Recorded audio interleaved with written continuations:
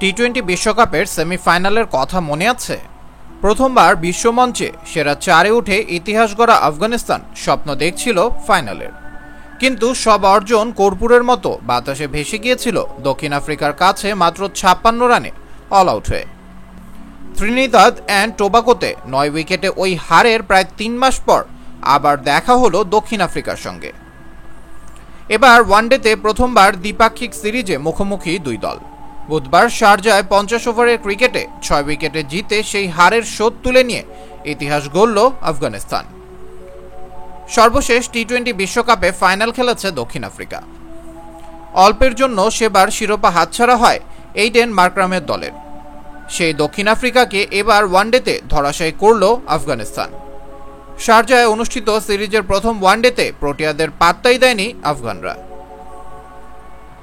Series শুরুর আগেই Afghan coach Jonathan Trott আপত্তি জানিয়ে বলেছিলেন, বড় দলকে হারায় বলে তাদের জায়ান্ট কিলার্স বলা ভীষণ অনুচিত। আফগানরা তো ওদেরই সমকক্ষ, যোগ্যতার বলেই ম্যাচ জেতে। সর্বশেষ টি-20 বিশ্বকাপের সেমিফাইনালিস্টরা সে কথা অক্ষরে অক্ষরে রেখে এবার রচনা করল নতুন ইতিহাস। কথায় আছে, যুদ্ধে যার জীবন গড়া তার আবার যুদ্ধ কিসের। রশিদরা তাই হাসতে হাসতে শারজার গরমে ঘামতে ঘামতে রচনা করলেন নতুন ইতিহাস। প্রথমবারের মতো হারালেন দক্ষিণ আফ্রিকাকে। এই জয়টাকে শুধু জয় বললে ভুল হবে, বলতে হবে রাজসিক জয় বা দাপুটে জয়। টেম্বা বাভুমার অনুপস্থিতিতে এইডেন মার্করাম শারজার টস জিতে ব্যাটিংয়ের সিদ্ধান্ত নিয়েছিলেন। 17 রানে উদ্বোধনী জুটি ভেঙে দিয়ে তাদের ব্যাটিং লাইনে ধস নামান আল্লাহ মোহাম্মদ গজনফর ও ফজল হক ফারুকি। 10ম ওভারেই 36 রানে 7 উইকেট পরে প্রোটিয়াদের। পাওয়ার প্লের ধসে 50 রান করাই যেখানে শঙ্কায় পড়েছিল, সেখানে উইয়ান মুল্ডারের হাফ সেঞ্চুরিতে 100 পার করে প্রোটিয়ারা। শেষ পর্যন্ত 33.3 ওভারে 106 রানে অল আউট হয় দক্ষিণ আফ্রিকা। আর এর পেছনে মূল কৃতিত্ব ফজল হক ফারুকির, যিনি একাই শিকার করেছেন 4টি উইকেট। এছাড়া গজনফর 3টি ও রশিদ খান 2টি করে উইকেট শিকার করেন।